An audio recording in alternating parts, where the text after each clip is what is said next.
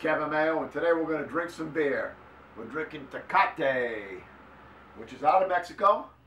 It's one of the, actually it's considered one of the better, if not the best, Mexican lager. And it's pretty much just a typical lager, much like a Budweiser or a Miller. Corona would be in the same vein. I don't want to say it's generic lager. It seems to be a little bit better than that, but it's just a typical lager. So we're going to go ahead and give it a try. Don't need an opener. It's a twist off. Go ahead and give it a pour. As always, please subscribe to our channel. We're always looking for new friends. Leave comments. We'll always respond to our comments. And let's go ahead and see what we got.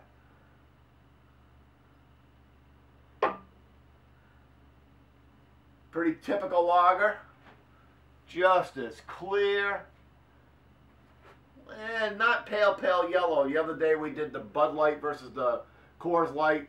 It's a little bit darker than that, but it's just a clear, pale yellow, a little bit of carbonation, half a finger of head, bright white. I mean, just like white as new driven snow on the head. So not going to be a lot of complexity going on. Most lagers aren't.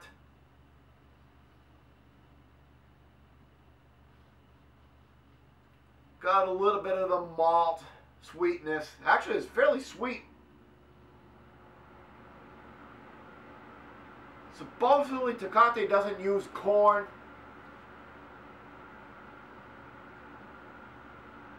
But sweet malt, just a small hint of hops.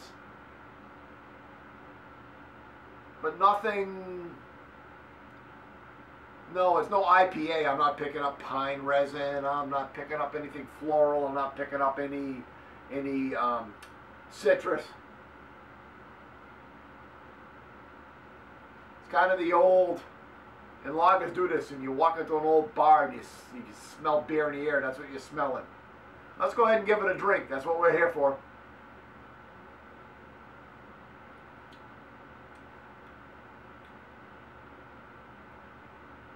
Okay.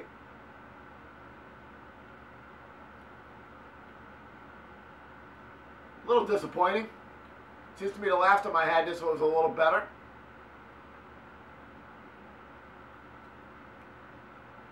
It's a little bit of malt and just a hint of bitter at the end.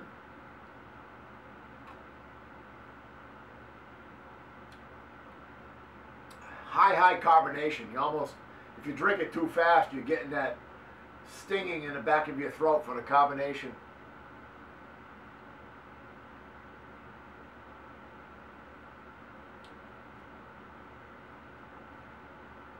It's not bad. I mean, not bad for what it is, which is, it's not an adjunct lager because supposedly there's no corn in it, but that's basically what it is. That's what it's competing with.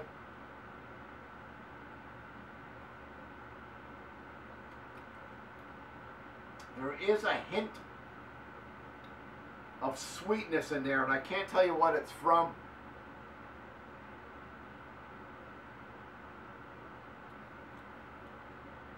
But yeah, you get a sweet in the middle.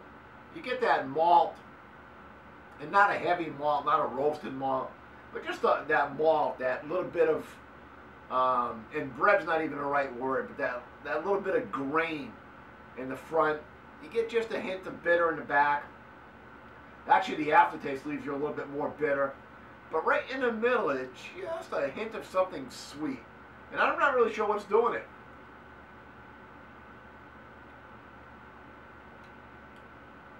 You could drink this all day. It's a nice sessionable beer. I don't know what the ABV is. Let's see if we can figure it out.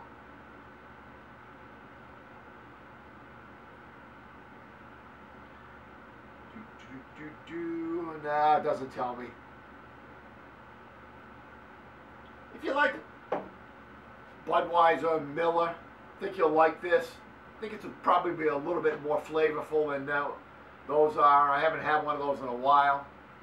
So, I mean, a little bit more body, a little bit more flavor to it.